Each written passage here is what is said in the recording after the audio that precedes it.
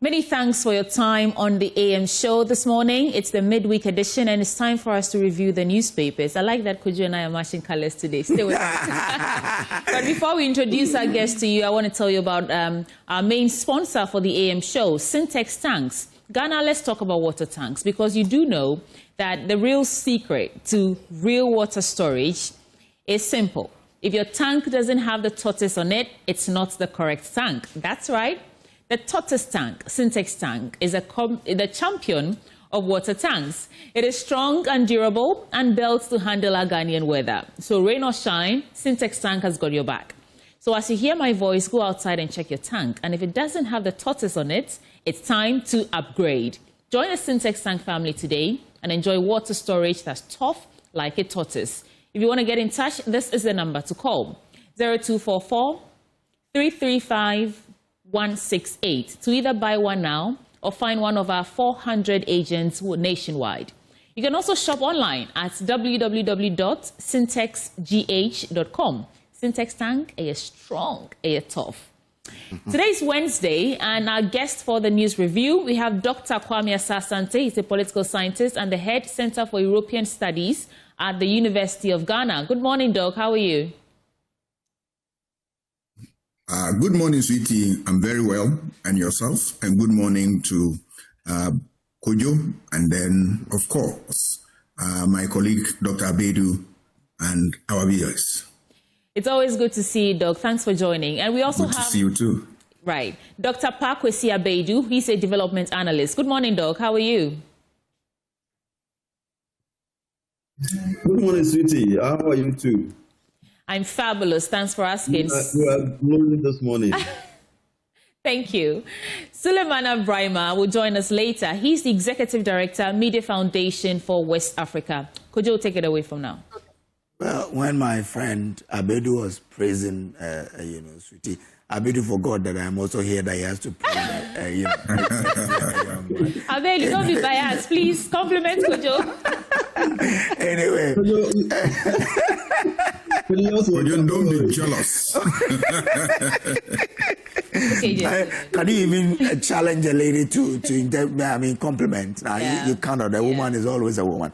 But let's start as we do always, by giving you a maximum of 2 minutes to give us your reflections. Let's start with you, Dr. Asah-Asante.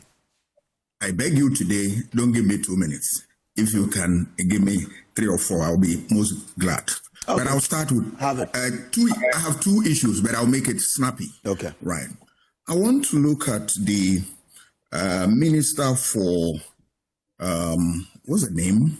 My good friend, Minister for Interfaith and relations. He's an envoy, a special envoy for. Sorry, envoy. I'm sorry. Yeah. I'm sorry. Elvis. So my senior and friend, Mr. Friankra. Yeah. He put out a statement, and I have some perspective I want to share with my audience. Okay. The whole issue he's talking about is that, men of God who have anything called prophecy and spiritual insights of a national character should send them to his office for review and then for escalation and the rest of them. Mm-hmm. I think we know the content of his letter, and I'll go straight away with this. Mm. There are a few things that bother on my mind, and I want to share with the public. That proposal, right? I want to begin by saying that I'm not against any religious leader who is blessed with the power to see things beyond the ordinary eye, and then the power to know what is ahead and what is bound to happen. I have no problem with that. And I also respect every religious faith. Be you a Christian, a Muslim, or a traditionalist like my good self. I'm not a Christian, I'm a traditionalist. I respect all views and I share all opinions. But when it comes to issue that border on the state and then it dovetailed into policy, then I am alive and I come in handy. Why am I saying that? If you look at the Envoy's proposal, the issue he put up, one, you can look at I want to find out who is going to conduct the review of all the prophecies that people have and they want to share with the seat of government. Who is going to do that? And what will be the canon for assessing that? The criteria for selecting people who qualify or whose prophecy qualify for attention. Who is going to do that? And who is that individual who has what it takes to be able to look at all that, sift through and say this one is likely to happen and this one is not?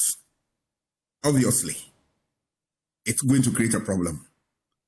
Am I thinking something right or wrong that you want to create jobs for some people? And I don't want to believe that, because this government has gone through a lot and it has all manner of experience that things of this nature you want to be very careful. So I am very happy with the position of the Christian Council that they say they are looking at this and then they are going to share their perspective with the presidency. Let's also look at another aspect of it is what? Is it a public policy? And when we say public policy, we are talking about what government decide to do or not to do. Is that what government want to do? And public policy is driven by what? Taxpayers' money. So once you bring the taxpayer in, I'm asking myself, who is going to fund this review, this analysis and all that? Is it going to be borne out of the public purse? Then there's a problem. Because what would be the objective of this exercise? Is there any law that is able to deal with the problems that this policy want to cure? And if the answer is yes, why don't you trigger that law and make society better? All right. Then I move on into, if you accept this as a policy and you want to implement it, how long is it going to be in effect? Have you taken that into consideration? And above all, you want to also know that if you introduce this, what happens to the place of science in our life, where we are looking at things from the perspective of cause and effects? The accident that has occurred, what is the cause? What is the effect? Is that not what we are interested in? And this government has promised us that they want to continue the teaching of science and the TVET education and all that. When you say all these things, how do we juxtapose this thing on what? Scientific inquiry and scientific analysis, which we know the scientific truth is what? Universal truth, and it's verifiable, and it's accessible. You can verify. Things of religious nature, how are we going to verify that? How are we going to assess that? It becomes a problem. What is the modus operandi of those who profess these things to us? We have seen them, some of them, of course. There are very genuine religious leaders which we have known since time immemorial. And their work continue to be what? Tall in the eyes of the ordinary man. But we have seen also charlatans and what? People who want to milk the state dry or individuals in. Have we taken into consideration all these people? And that we want to open the floodgate for all of them to come? All right. When my last bit of it is that, what is the policy implication towards the following? Towards non-high public or individuals within the state? Because the statement says that high political officers and all that. What about individual families and homes? If there is any prophecy against them, is the state interested in they also what? Coming in, or as for them, it doesn't matter. What is the implication of this towards science and acquisition of scientific knowledge and the use of scientific knowledge?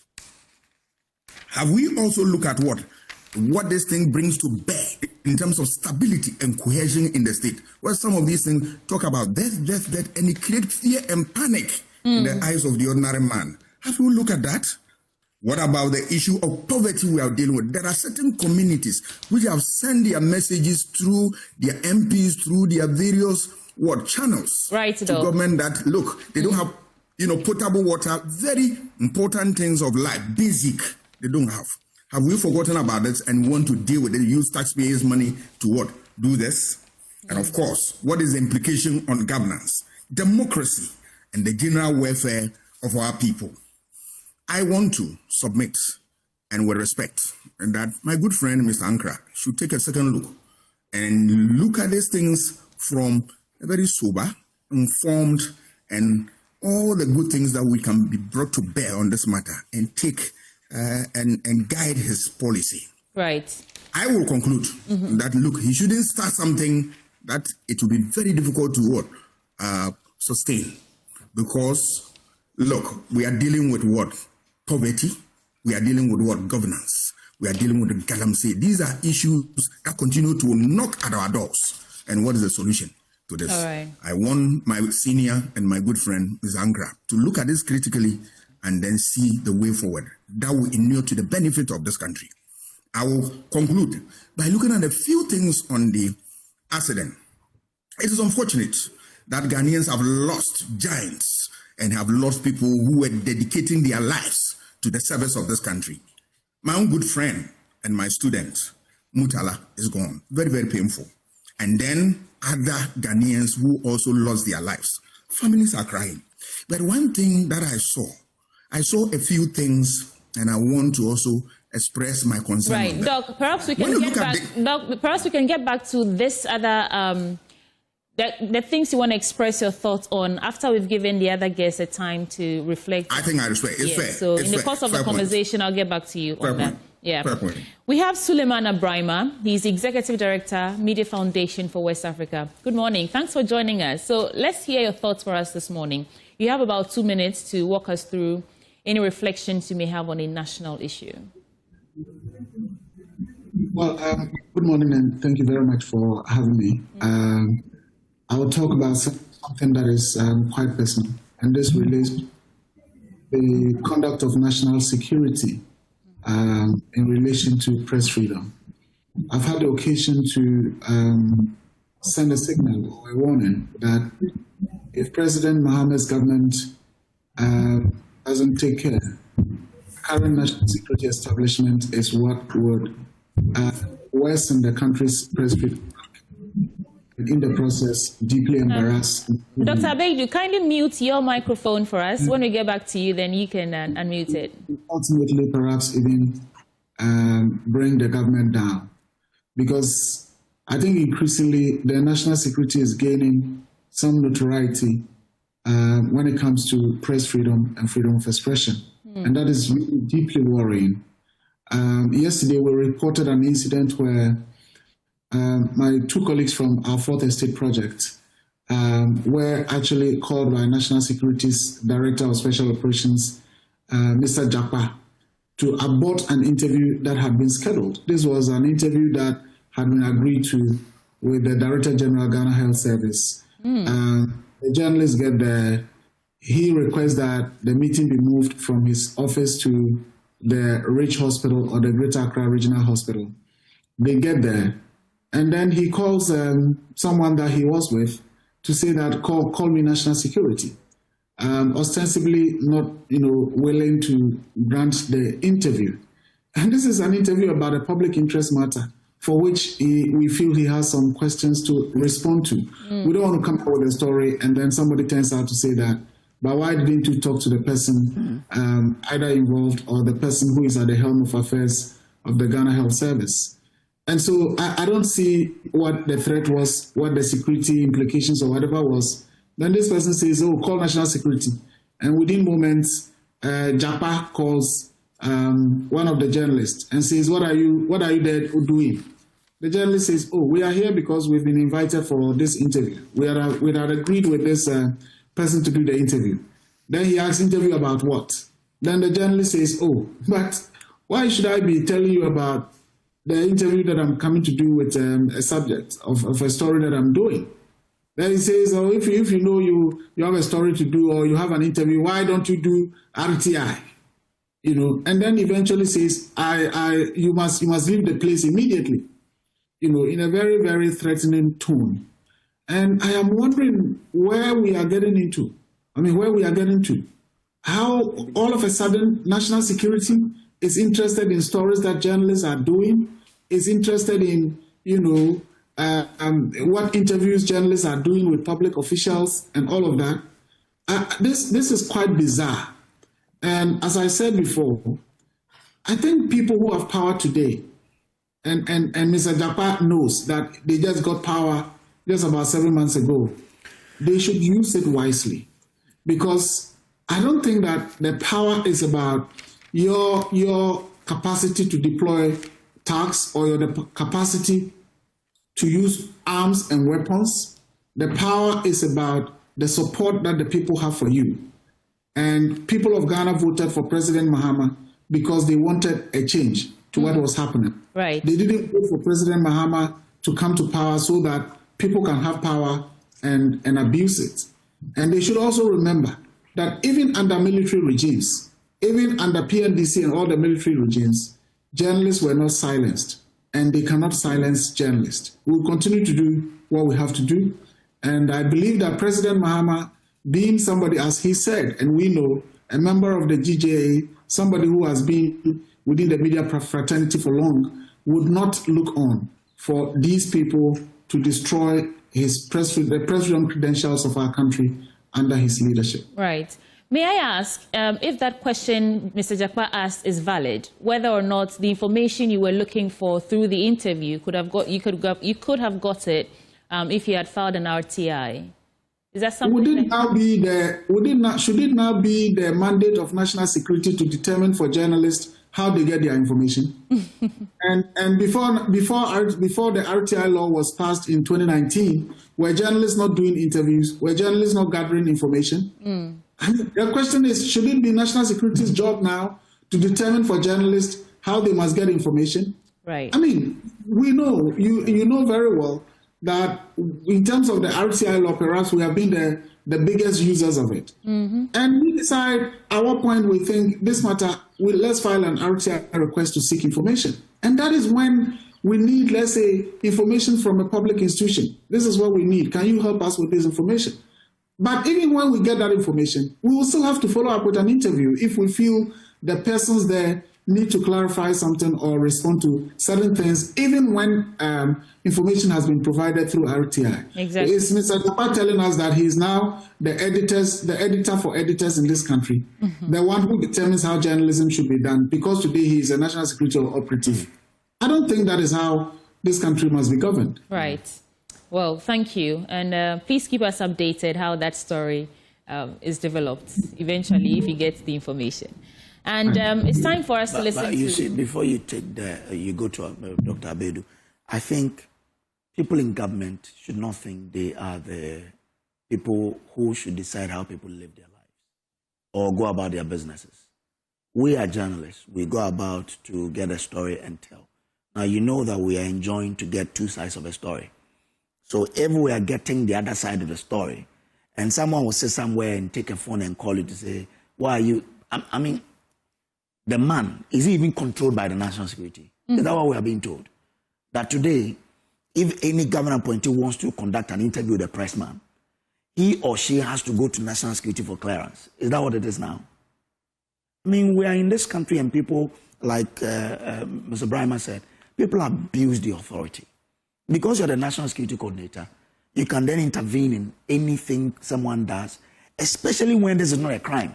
This is a journalist going about his or her work, trying to get to the bottom of a matter. So today you're telling us that, oh, if Amma says Mr. Jakpa has shot someone, we just come and sit on radio and say, okay, yes, that is it.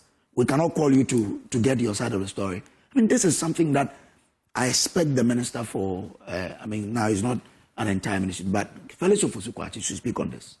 The National Security Coordinator cannot and should not be allowed to dictate to people how they should go about their work, especially when it comes to storytellers, journalists trying to go about their duty. I think that this one, we have to tell Jakpa in the face that even though he's a National Security Coordinator, he has no authority or no balls to tell journalists what we have to do.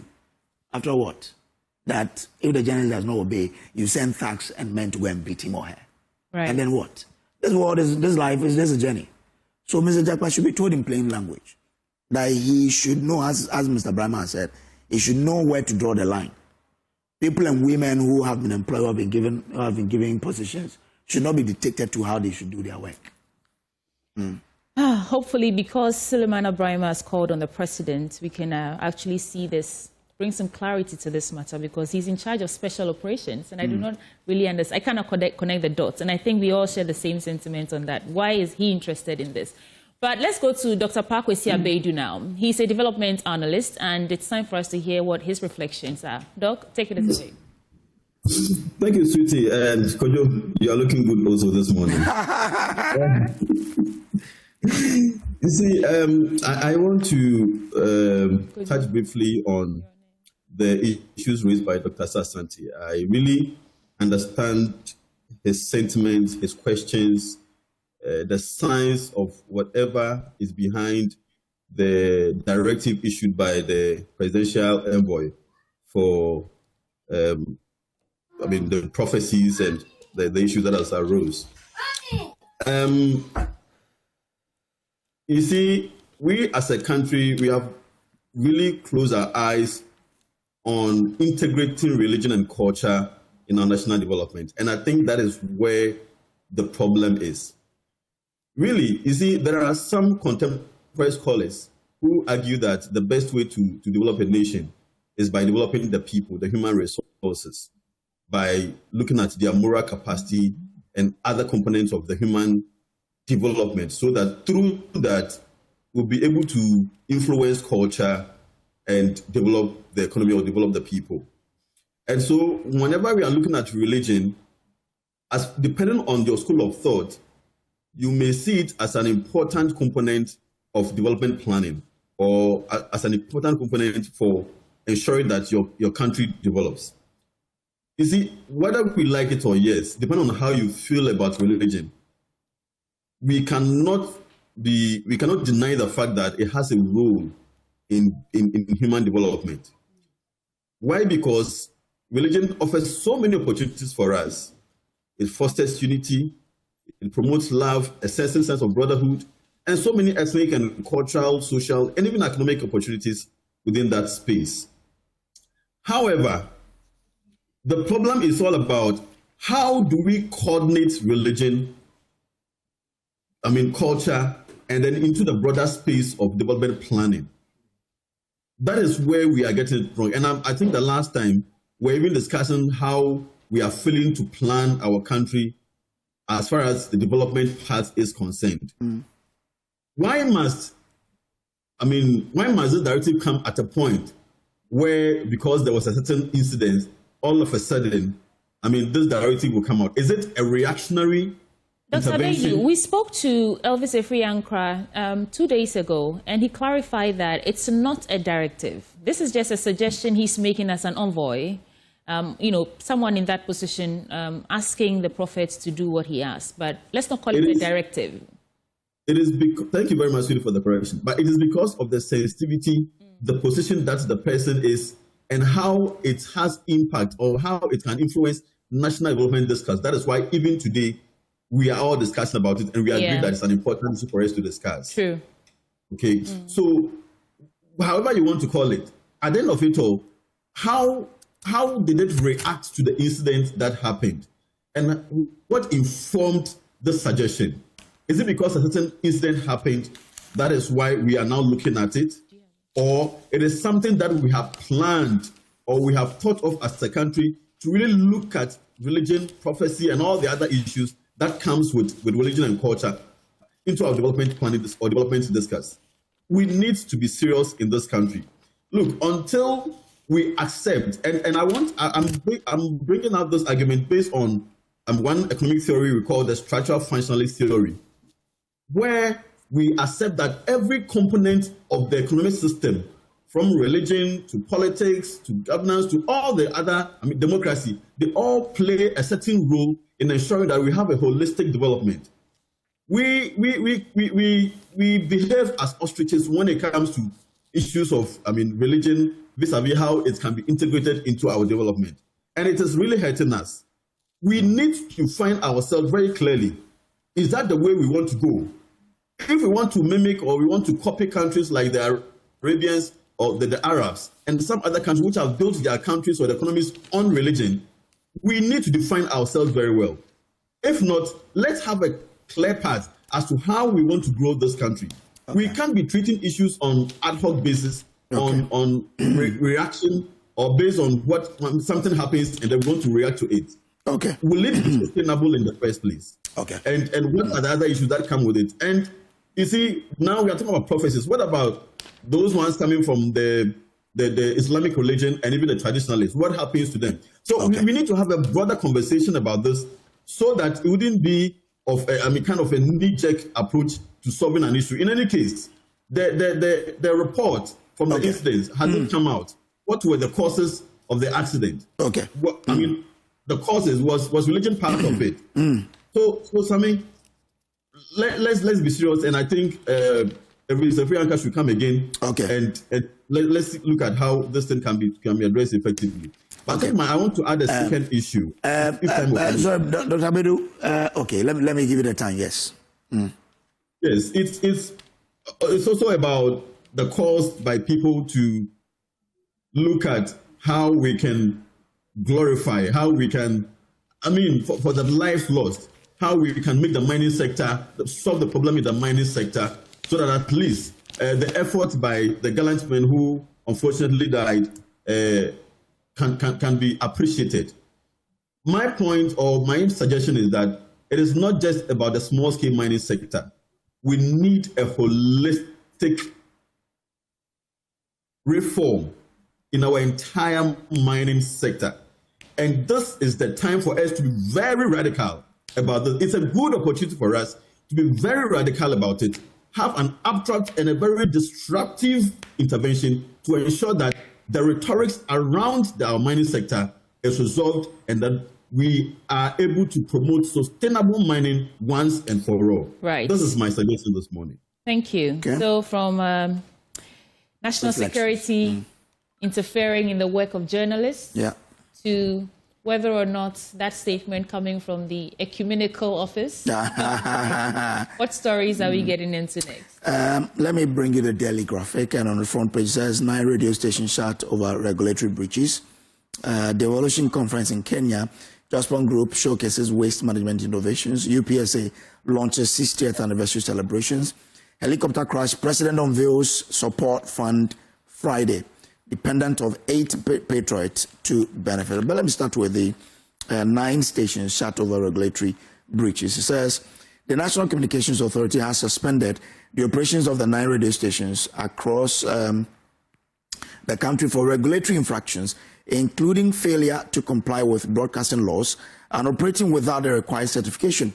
The affected media organizations include 3 stations operating under Wuntumi Multimedia Company Limited, whose management has claimed that, contrary to the cited infractions, the company has complied with the relevant requirement. Let's start with you, Suleiman Abrahima, because you are someone that, when it comes to media, you really have a passionate, you have passion for it. How do we go about this? Remember that some days ago, the ministry issued this particular warning that the president had given some 30-day amnesty to some stations to rectify some anomalies. But the NCA today is telling us that these 9 stations have not been able to do it. If they haven't, then they carry their cross, not so. Well, I would say absolutely. We are a country governed by laws. This whole thing about shutdown, if you recall, under the previous regime, there was a similar incident of shutdown of over 50 radio stations. At that time, we took issue with the way and manner it was done, because we had established that quite clearly it was a politically motivated exercise that was carried out to shut down media houses that were aligned with the opposition NDC then. And this was borne out by facts and data from the NCA that clearly showed that there were a number of media houses that had committed the same infringement but were allowed to be on air because, supposedly they were aligned to persons in government at the time. And so we fought it to the point where we did an RTI law, it was not granted, we went to court to battle it and all of that. So about 2 or so months ago, when the NCA issued a similar statement ordering the shutdown of close to, I think, 60 radio stations. We had to again probe the matter to be sure that this was not an exercise that was, based on politics. And for us, our concern has always been that if the law is being enforced, it must be enforced equitably and fairly. If people are being sanctioned for breaching the laws, any other person found to have breached the law must also suffer the same consequence. Otherwise, then you allow people to operate. And we were provided with the data and the evidence that proved that indeed the stations had infringed on the frequency authorization regulations in one way or the other.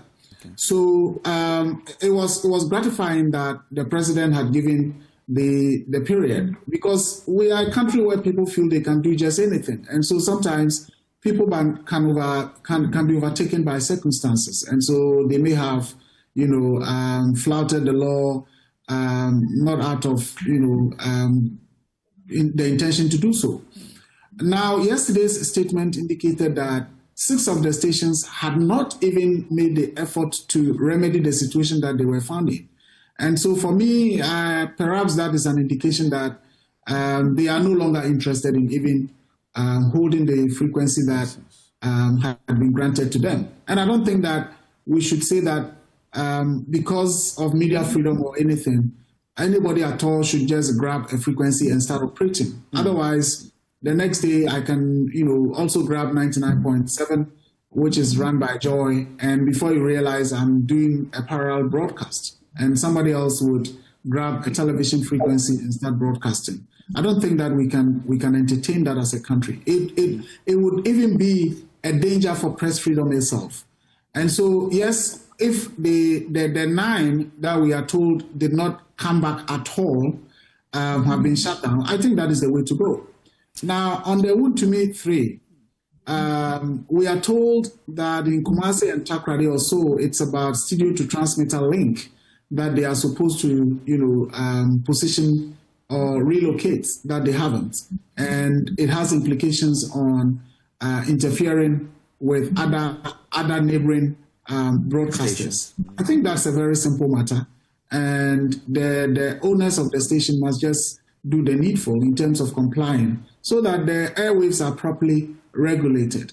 Yesterday I heard that the lawyers for Wontumi had indicated no, they had complied with certain directives and perhaps is an oversight on the part of the NCA. If it is true, that's unfortunate. And if it is true, I think the NCA would also have to remedy the situation on their end. But if the situation is as it was in terms of non-compliance, then I think we should get people to comply with the law. If the situation is non-compliance, like you say, suspension is enough? I mean, if that 30-day window is expired and they still haven't done what they're supposed to do, should we be looking at revoking the license altogether, or the suspension is okay? Because the suspension means that at some point in time they can return to operations. Yeah. Well, I think the frequency that was granted to each of these stations remains, and before it is reallocated or basically taken back, I think the idea is that in the interest of press freedom, citizens' right to access information and all of that, it's important we still give the first right of refusal to the persons who had applied for them. And I think basically that is the process that is ongoing, and I believe that is fair. Okay. Well, let's listen to Dr. Kwame Asah-Asante now on this matter. Doc? Right. Okay, go ahead. I'll look at the 2 issues, the radio stations that have been shut down, and then the crash and the support for families of those who lost their lives. Let me begin with the 9 radio stations that have been closed down. Democracy hinges on rule of law. And rule of law has 2 components: equality before the law and due process. So everybody is equal before the law. And that the other component is that nobody can take a decision around counter with the laws of the land. On that score, everything that we do are prescribed, is prescribed by law. So if there is a law, a procedure, or what we call in podcast an institution that we need to follow. We need to follow them rigidly so as to ensure that we benefit from the dividends of what? Rule of law and by extension democracy. So I think that they give them grace period. If they fail to do so, whatever sanction there is applied. A very simple matter. But I also agree that it should be what? Fairly treated. People must be given fair treatment. There should not be any political manipulations in there so as to favor one group against the other. Then the law becomes what? A very dangerous tool used to regulate the conduct of people, because you and I know that law is a useful instrument to regulate the conduct of people. People who want to broadcast, they don't want to follow the rules of the game. People who want to churn out information, who want to share information, there are rules. So when they do follow them, yes, we reward them by maintaining them in the system. If they don't, and we find out that many people who are involved are guilty of that crime, obviously they must be dealt with. All that I'm saying, that let the law take its course, but there should not be discrimination. It should be fair and just. That's it. I'll move on to the crash and the support for victims of the crash. Very good policy. It's good because when people, these are the things that urge people to continue to support their state and give up their best when they are put in positions of authority. That when I die in the line of duty, the state will take care of my family and all that. Good news.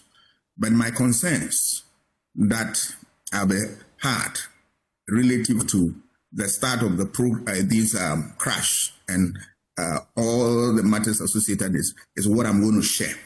I saw that when we look at the accident, issue of ethics and professionalism were thrown to the dogs. Look at the forest, the accident scene, and what happens. People were doing things which were very unprofessional. I'm not a medical scholar or not, but at least I'm a human being that I understand basic ethics or ethical rules and all that. Ethics were thrown to the dogs. People taking pictures whilst showing us gory pictures, which were so offensive. All right, and it's sad to see that.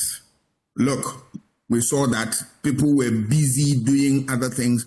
Human beings remains were put in sacks and all that. Later we hear excuses that body bags were sent there. They should have shown us in the pictures that these were the body bags. We didn't get that. They were very offensive to families, to Ghanaians who have lost. And I also saw something, the social media effect. Come on, there were pluses that I will give to them. People who were concerned and people were urging people to do the right things and all that. But there's some took it as, a field day and misbehaving and going against all the important rules of this country. Look, I was so worried. And then respect for the dead was nowhere seen anywhere, right? People saw it as opportunity to attack families, to attack individuals. And I asked myself, is that like Ghana that we know? And that brings to mind the issue of culture. Do we still have the Ghanaian culture that always want to respect the dead, respect families, respect virtues and all that? And I asked myself, my friends in sociology and co, they should come in and help us because we are in difficult times. Is that a culture that we know? That, look, there is death and people rejoice over it. There is pain and people are happy with this. This tells us that socialization has broken down completely. Homes where these things are taught, we don't no longer see this. Schools where these things are amplified, it's missing. And then institutions that are supposed to help us to deal with that, we give them scanty budget. They are not able to do what they are supposed to do. NCC, yes, they have their challenges, but I tell you, on a good day when you give them good budget, they'll be able to work. Have we resourced them enough to be able to educate our people, inculcate values in them, so as to have empathy for people in difficulty? I mean, all these things, I believe that they are the negatives of what we have seen so far. We need to right those wrongs. And of course, issue of what? Our, preparedness for emergency situations were completely broken down. I couldn't find NADMO. I couldn't find all the security apparatus that I expect that they will come and work. But you see, because of investigation, I will not delve into the matter too much so as to what? Disturb the course of investigation. Because there are a lot of things that we can also share or bring to bear. But I believe that, look, we should act as a society that will care for one another. And when there's pain, we should be able to acknowledge that and then do not cause more pain for family and friends. On that note, I'm saying that, look, let us respect that death will come and everybody is a matter of time. You remember when the vice president was sick? People were wishing her dead. Where from this? Please, all of us will die. Don't wish your brother or your sister dead. You will die. It's a matter of time. Right. Thank you, Dr. Kwame Asah-Asante. Dr. Abeidu, on this NCA suspension of 9 licenses, you remember when the president intervened, the arguments were divided. Some were saying, what rights does he have to even intervene and ask for this grace period for the people? 30 days has elapsed. Is there anything we can learn from that? The president's plea or, plea of a sort, for want of a better word, that these people be given some grace period. And even after that, we have 9 of them who still fell short. Well, let's hear your reflections on the matter. Yes, thank you, sweetie. This is a very delicate matter, especially when it comes to the media and its role in our national development. And I'm happy Sulemana talked about the previous government and how their findings discovered that the actions which were taken by the then government was politically motivated. And so when those issues came up, when the president initially intervened, for me, from the angle of media and communication framework, I understood the president's actions to have stemmed from not trying to repeat what was done wrong in the past, kind of trying to righten the wrong by giving those stations the opportunity to do the right thing and to put things in order. But fast forward, these stations, per what the National Communication Authority pronounced, still didn't put things right. You see, there are 2 dynamics, there are 2 aspects to this issue. First is those stations which didn't comply or which didn't fully comply. What was the motivation? What was the intention? Is it that they didn't have the capacity to comply, or it was intentional? And if it was intentional, what are they seeking to achieve? You see, there are so many political angles to this. Someone can intentionally decide not to comply so that when you take an action, then the certain response will come like, yes, because you want to equalize what happened in the past government, you are doing the same thing and you are trying to hunt us politically or political witch hunting or whatever you want to call it. And then it becomes a problem for the government. Maybe the government is trying to do the right thing, is trying to just apply the law. Now, if the institution has the capacity to do the right thing, why are they still not doing it? Is it that probably the NCA side is also not giving some opportunity for them to do the right thing? We need to understand that when it comes to these issues, it's about how we also connect it to the perception that we want to lay to the public out there. When you look at the authoritarian media theory, it talks about how sometimes governments can intentionally restrict some institutions not to talk against the government. Now, assuming that those who are not, the stations which are not trying to comply are intentional about their actions, then it ends up putting a certain propaganda, a certain misleading fact out there that the government is trying to suppress on our media freedom. The government is trying to give us the opportunity to operate freely. And then it comes back to hurt, as far as the media and its freedom is concerned. If not so, then the station should understand that there is some level of responsibility for them to ensure that they do the right thing just for the sake of public perception. so that it wouldn't be like all the time a certain government is hunting or chasing some stations which they believe is not working in line with government interest. And it becomes quite disturbing. I also observed something on the media platforms when this issue came up. When you look at the NCA's communication, the 6 stations were listed first, and then those affiliated to Woon to Me were the second section. Now, the 3 stations related to Woon to Me, they had even done some, but they have not completed everything. Meanwhile, the first 6 stations, they had not attempted anything at all, per what I read. But interestingly, our media stations captured this reporter to look like Woon to Me and 6 others.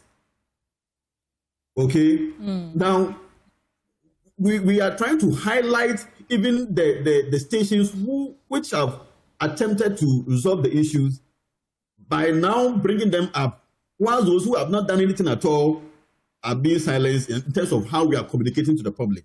And for me, all those things tend to infiltrate public perceptions and put out some misleading understanding in terms of even what the NCA is doing, what the ministry intends to do, and how we may want to politicize it.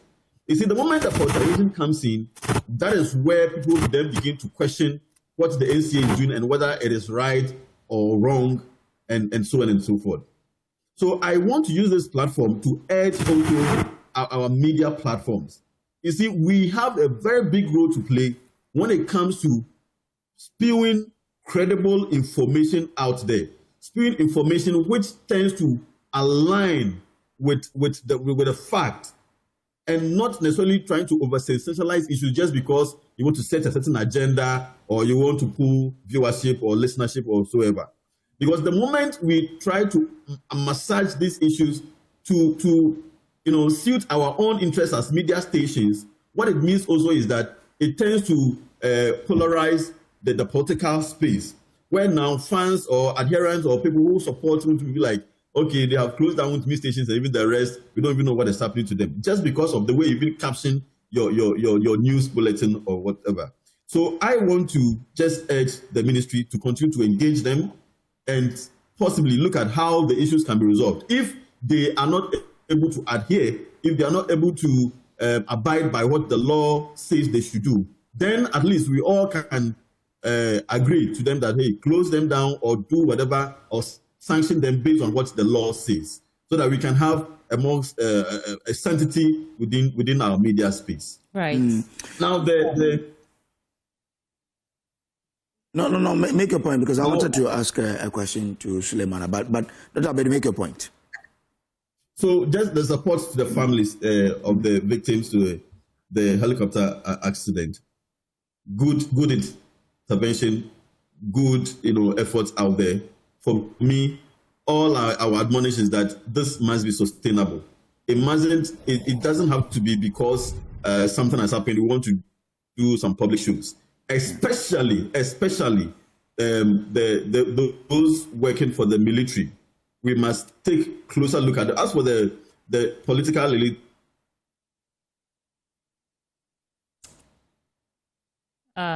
looks like we have a network interruption. Kojo, maybe we can go to Suleiman and buy in. Exactly. Mr. Brimer, I wanted to find out from you how we can end this cycle of certain radio stations' licenses being, suspended, and the sort of counter accusations that come on the NCA for doing the bidding of government, because that's what we do here.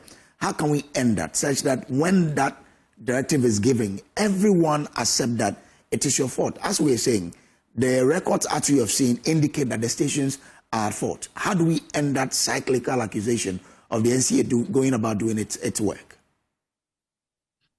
Well, I think first of all, transparency is always very important. If the process is always very transparent, then we all see what is happening. For example, the NCA says that this exercise is based on an audit that it conducted. It is important that the audit report is put out there for the public to see. I don't know what could be secretive about such an exercise. So that's number one. Again, the NCA in its past conduct did not help matters. In the earlier exercise under the MPP, when we went through the data of the NCA to establish that a number of radio stations had committed the same infraction and yet were not sanctioned as the others, the NCA decided to amend the way it presents its data. So previously, the NCA would have this bulletin, quarterly bulletin, in which they would indicate the radio stations that have been authorized, given frequency authorization, when they got their frequency authorization, and the last time they did the frequency authorization renewal. So the process is that after you get your authorization, every 5 years you are supposed to renew. And so that data was very clear in saying that radio station A got it in 2014 and renewed in 2019. That is the 5 years. But that the one they had indicated a station, for example, who got the authorization in 2006 and had not ever renewed, all the way till the 2019 when the exercise was conducted, and yet was allowed to be on air. So the question we asked them was that, we're looking at your own data. This station got it in 2006.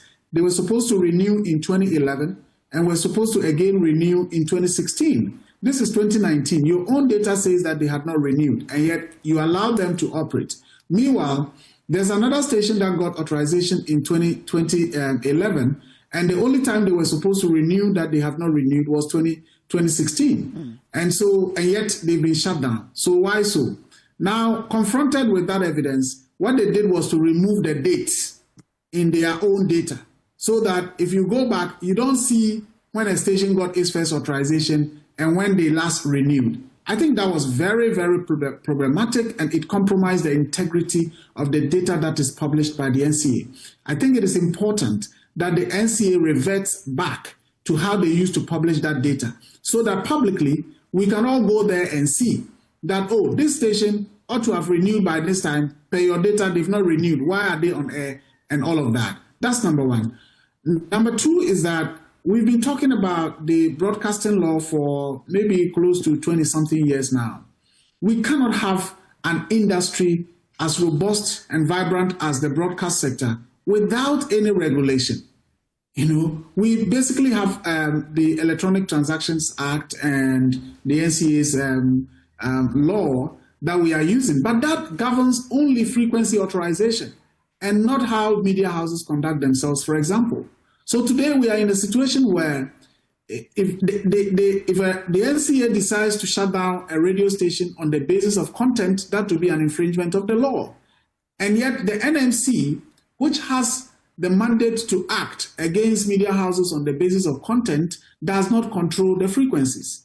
So we are in this kind of situation where, you know, one regulator that is supposed to act on content cannot act, and the regulator that controls the frequency cannot also act on the basis of content. I think it is important that we take the broadcasting law quite seriously. But otherwise, I don't think the whole thing about politics is important. It's about whether people have complied with the law or otherwise. And if they have not, I think that they need to be dealt with. The law needs to be enforced so that we can have sanity. Because otherwise, as I've said, we'll become a country of, you know, lawlessness, and people will decide to do whatever they want. It doesn't matter whether a station belongs to the NDC or belongs to the MPP, or persons belonging to MPP or NDC. If they go against the law must be enforced fully and fairly. For me, that's what's important.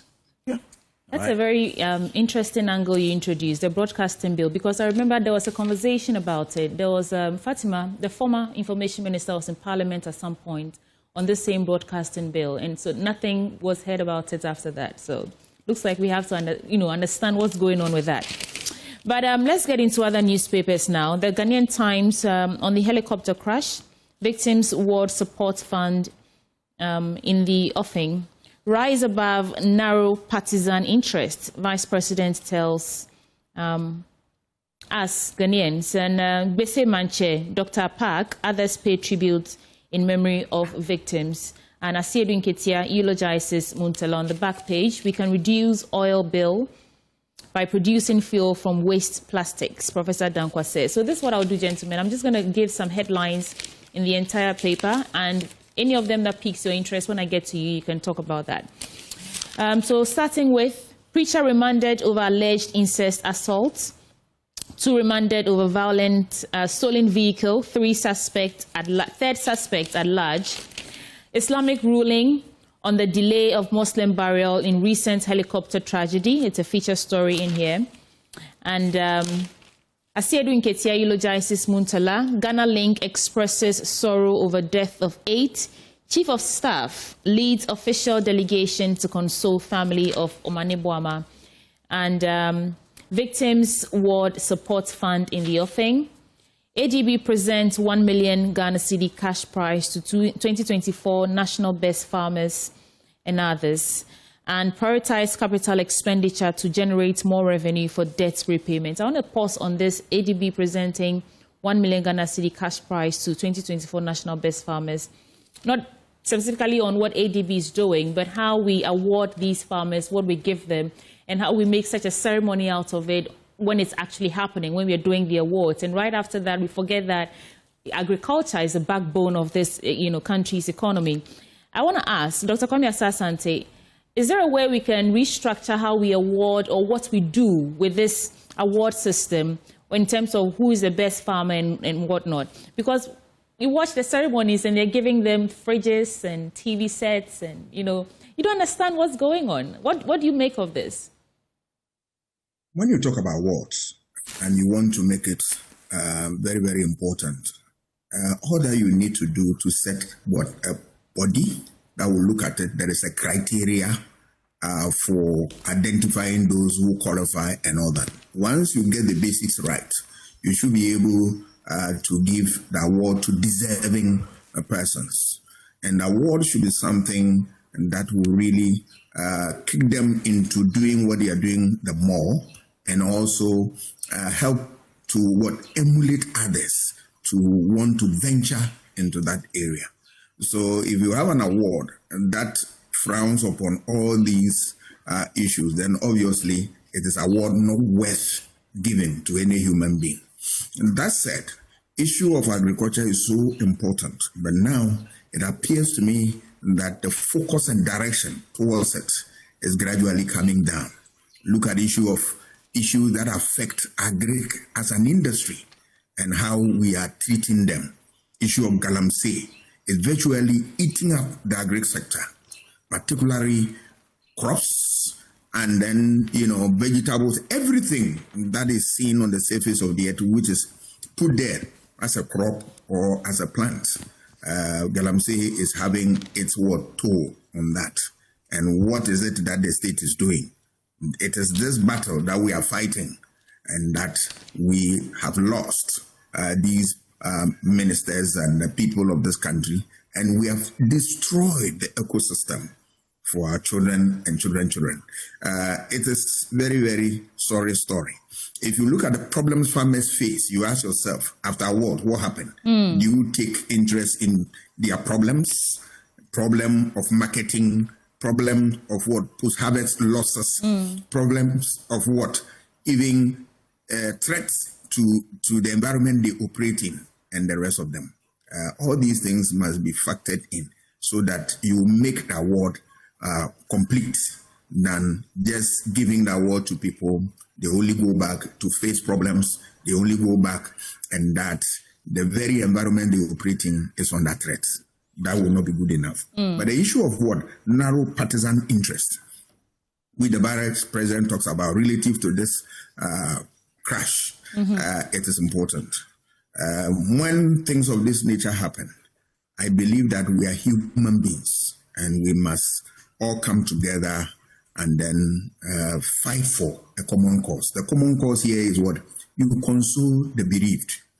You assuage the pain of others, and you put yourself into the shoes of those who are affected now and see that your actions, would they be the same from what you are doing now? If we are able to do that soul searching, we'll be able to live in a society that we believe in certain principles which we have put in our constitution, that at all times we try and unite this country. At all times we try to live in harmony, in peace with others. Is that what we are doing when this thing occurred and the nation is grieving? is worrying, is mourning. You saw that it was a ceremony for people to seek vengeance and people to call people names, people to, as it were, add more assault into their injuries. It's unfair. It's not proper. And let us shy away from this and build a society that, irrespective of our political differences, our political diversities, at the end of the day, when it comes to issues like this, we rally behind that common goal to bring a smile on the faces of people who are affected. Look at advanced jurisdictions. When there are problems, even their government are able to make use of previous leaders to go and become ambassadors of the state and speak to the issue. This is the culture we need to emulate and make our society better and fair. Thank you. Sulemana, I want to get your thoughts on this as well. I think we've been doing this since the 1980s or so, National Best Farmer Awards. And is it enough to encourage others to even enter agriculture? Because that's the narrative we are trying to push, that more people, especially the youth, should go into agriculture. But the way we award and generally treat farmers in this country, is it enough? Well, I certainly don't think so. Well, it's nice to see that the state will recognize a particular farmer or a group of farmers every year in recognition of whatever they are doing. Quite often, the people who end up being awarded are persons who are really relatively endowed and are able to venture into commercial farming, as a result of which maybe their production levels are high. If it is animals, thousands of cattle, 500 sheep, and so on and so forth. It's not a bad idea, but I think that as a country that has all that it takes to produce and feed ourselves, what is for me very important would be the economic policies that the government will roll out, or a government rolls out, that supports farmers, not only to produce, but also to be economically viable. I am a son of a farmer. My father was a farmer throughout his life until his death. And I grew up, in cocoa farms and in peasant farming settings. And I know how farmers suffer. You don't have to even go far. If you travel on the Aflao Road or you travel on the Koforidua Road, sometimes you see farm produce that are, basically getting destroyed, getting rotten, and, prices that are paid to farmers, essentially peanuts. And sometimes you wonder, how would they survive? I think we are all very happy when we say, oh, food prices have come down. What normally we don't think about is, if it is down, what it means is that farmers are not making it. And so I think as a country, we need to have policies that ensures that farming is something that is, economically profitable. Yes, if we are happy that food prices have come down, what it could mean is that processing is up, and farmers would not have to throw their food away or sell for 1 cedi something that they would have sold for 10 cedis. So I think for me, it's about the policies that ensures that farmers can also make it in life, rather than essentially every year awarding a group of people who ordinarily are already doing so well. I think I should just basically also comment on this plane crash and the unfolding developments. Yes. I should say that when the incident happened, for the following 3 days, I was down. I mean, I felt terribly sick. I did not want to basically see, read, even hear about the developments. And this is because of how painful and how crushing it was. At least the two ministers, I know them very well. Dr. Omanibuama was somebody that I engaged from time to time. Honorable Mutala, the last time I engaged him was a program that we are trying to convene, and I wanted him to be part of it. And he said, oh, let's arrange and meet. These are very, very affable people, affable individuals. Not because they are gone, that is why I'm saying this.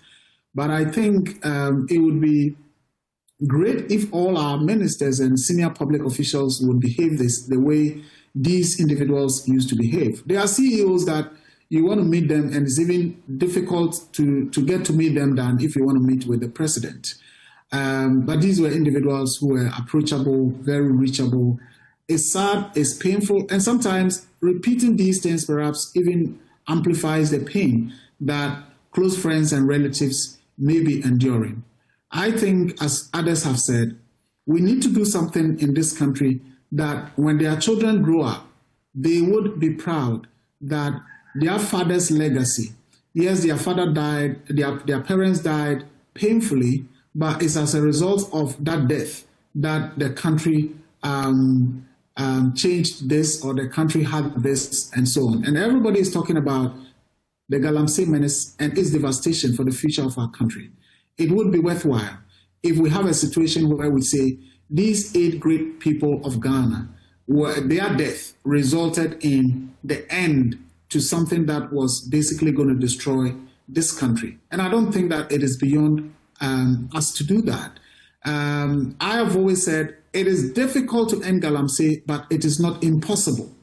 It is sometimes politically difficult, but I think it has to be done, and it can be done. If the government of the day wants to do it, it can be done. All it takes is to ensure that there are the political consequences, there are the consequences for voting, and have it done. And you would be remembered as the person who saved this country. Let's do something to remember these people as the folks whose lives, after they lost their lives, we were able to do something to save this country. I think for me, that is what is so critical for us to do. Beyond that, any other thing, I think may end up being just cosmetics, as we do for everyone when they pass on. But do you think that, do you think that we as a citizen, we as the people, we are doing enough to require more from our leaders? Was it Kabila also that said that it appears our attitude towards this fight has become lukewarm? I mean, coming from December 2024, when Ghanaians poured onto the street to register their displeasure and demand more, going through the threats of industrial action and organized labor pulling out at the last end. But do you think Ghanaians are as angry as we ought to be and require more from our leaders at this point? Sulemana? Well, you see, when we talk about Ghanaians include the people in the trenches who are involved in Galamsey. And they have families, they have relatives who are benefiting from their labor. You go to the north today, and I'm from the north, and almost every young person who can do something economically, it's either down south, or it's either in school or essentially predominantly in the Galamsey pits. And they will tell you, this house has been built because somebody went to Galamsey. This thing has been done because somebody went to Galamsey. This guy is now driving a motorcane or a Pragya or whatever it is because they went to Galamsey and all of that. So it is economically attractive for many people. Yeah. And people will tell you there are about 1.5 or 2 million Ghanaian youth involved in Galamsey. So the numbers are quite huge. And so when we're talking about Ghanaians, they are part of it. But I'm saying that the end game is going to be devastating for our country. And therefore, the government must just take the bull by the horn, as they say, to ensure that the right thing is done. Before this proliferation of Galamsey, Ghanaians were alive. Young people, yes, people don't have jobs and so on and so forth. But it didn't collapse this country. It is possible to end Galamsey and ensure that the country would still move on. Otherwise, we will look on like this, and in the next 10, 15 years, the consequences will be so dire. And as I said, it is not as if it is impossible. It is difficult, but it is possible to have it done. Otherwise, why would they even start the whole process and then end up dying the way it happened? But right. Mr. Brown, I want to find out, if you were to consult for the government today on how to end Galamsey, what would be your proposals to them? My proposal would be that, first of all, the law will be enforced, because in many places, and this is a fact, and very soon we'll be coming up with reports to prove this, in many places, it's just a swap. Folks who were aligned to the MPP were the ones controlling the Galamsey sites. And now it is NDC people who have taken over. So if the government really has the commitment and the determination to end it, the first thing is to ensure that all those constituency youth organizer, constituency this, zonal coordinator of this, and so on and so forth, are pulled out, or the law made to work against them. When that happens, it's not anybody who will ask those people who were maybe previously using MPP as the alibi to be in the Galamsey size to move out. The government just has to act. It is difficult. People feel, oh, when the MPP was there, their members were using Galamsey too. See this person, he has done this, he has done that. As a result of Galamsey, and it is because his government was in power. Why is it that when our government is in power, then we are supposed to now be moved out of the pit and so on and so forth? It requires a bold decision. I know it is not easy, but like I'm saying, it has to be done. When the president talks about resetting is not something that is going to be very easy.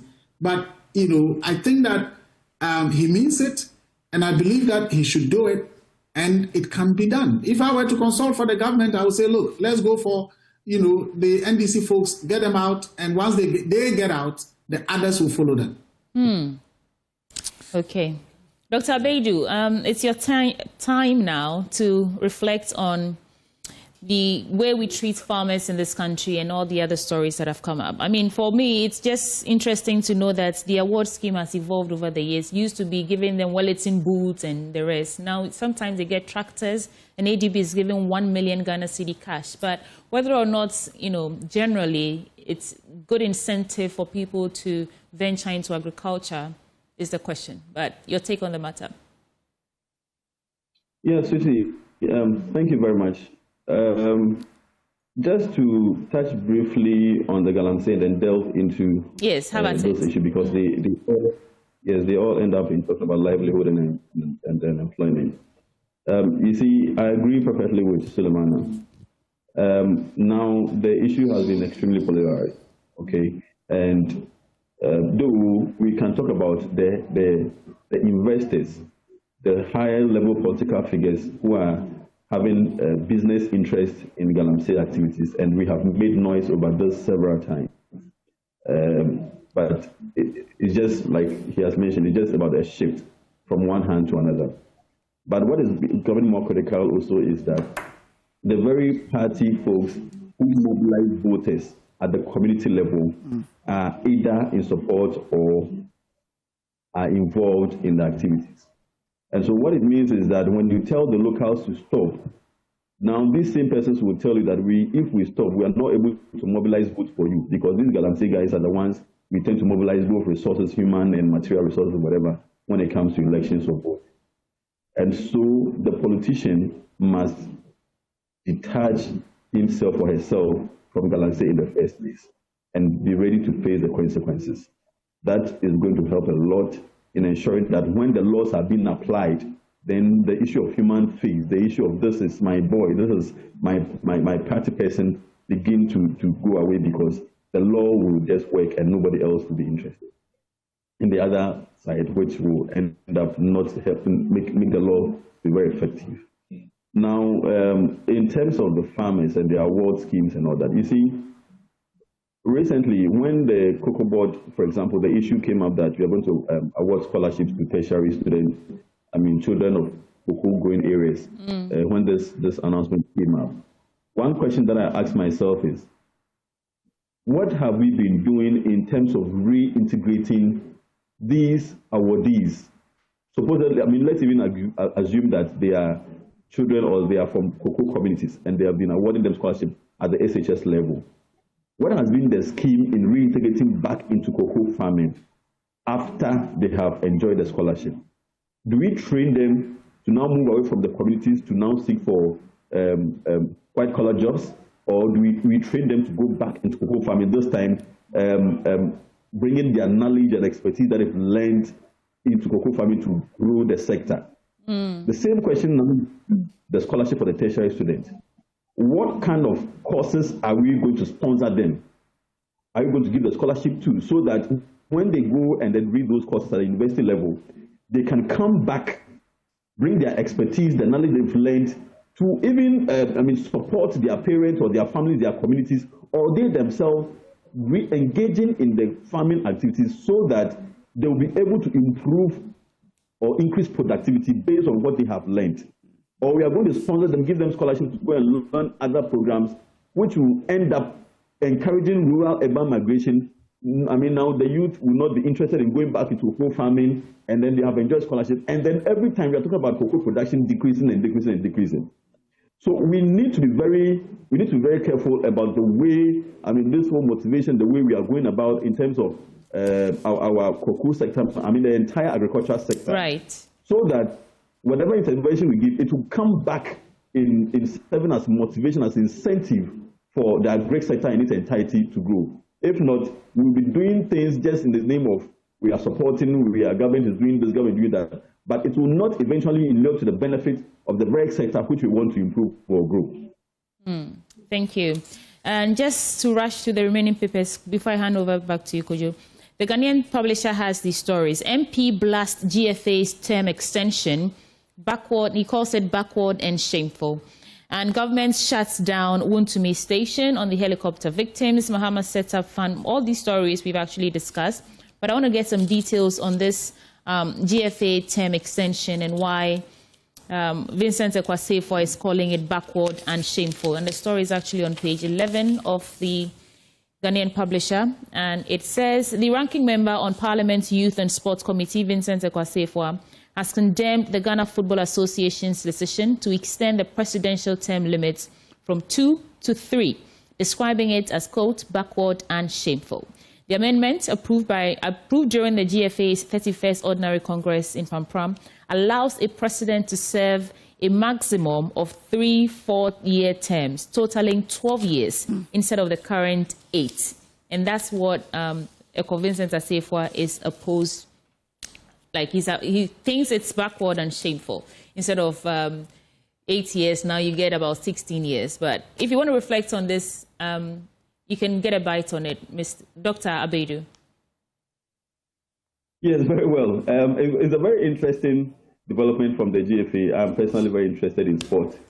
Recently, when the partnership between the FA and I think one station, one production to help in terms of the media production and they help the local league to improve. I think I listened to a lot of the speeches that was held by Honorable Julius Dobra and the FA president and all the guys who went there. I agree to some people that Okreto is doing quite well in terms of some support or interventions or some strategies that he's putting in place at the FA.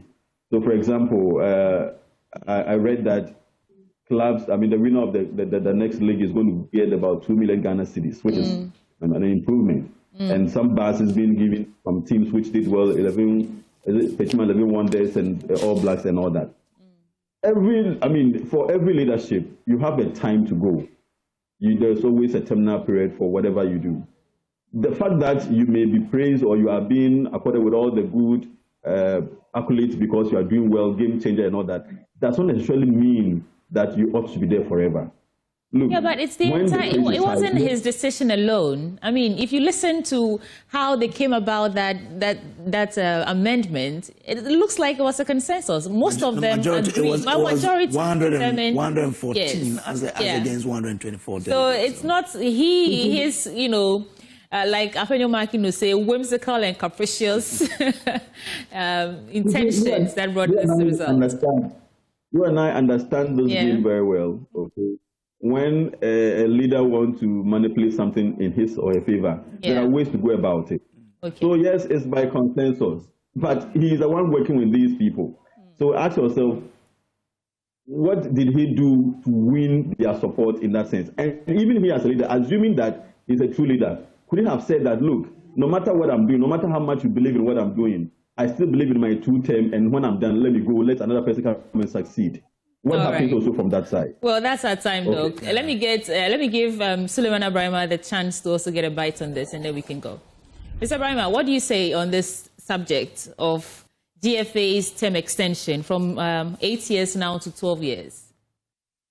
And the arguments pouring in,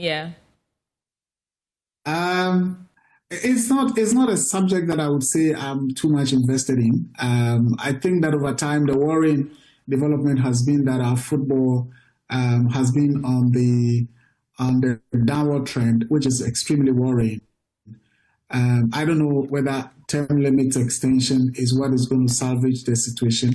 I think what is important is that the leaders there now must ensure that the right things are put in place to ensure that our football is back on the right footing, so that we all love our football. It unites us quite a lot, and so it's too sad to see that Ghana is not doing quite well. And obviously, even if you're a Black Stars supporter, you must be honest with yourself and say, look, we don't have the players that we used to have, the quality of players that we used to have. And therefore, even if we are playing a match and you say you are supporting the Black Stars, you are just doing that for the sake of, being a citizen. And convinced that they can really do well. So term extension or not, I think what's important is getting our football back and being recognized as a powerful football nation on the continent. For me, that is what is critical. Okay.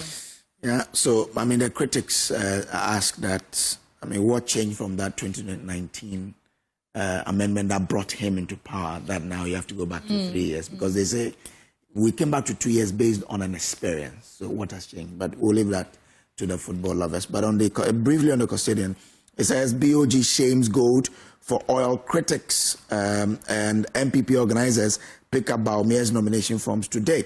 Education fund for children of chopper crash victims soon. U.S. Embassy deepens ties with Prim Park, and Malcolm donate 25 medical fridges to hospitals. So okay, well, gentlemen, thank you all so much for joining us. We had Dr. Kwame Asah-Asante. He is a political scientist and the head Center for European Studies at the University of Ghana. We also had Dr. Pakwesi Abedu. He's a development analyst, and Suleiman Abrahima, Executive Director, Media Foundation for West Africa. Thank you all so much for joining. Thank you and have a good day. Okay, so we'll take a break now. When we return, we get straight into our big stories, and you want to stay with us for the nitty-gritty of that all-important subject matter. We'll be right back.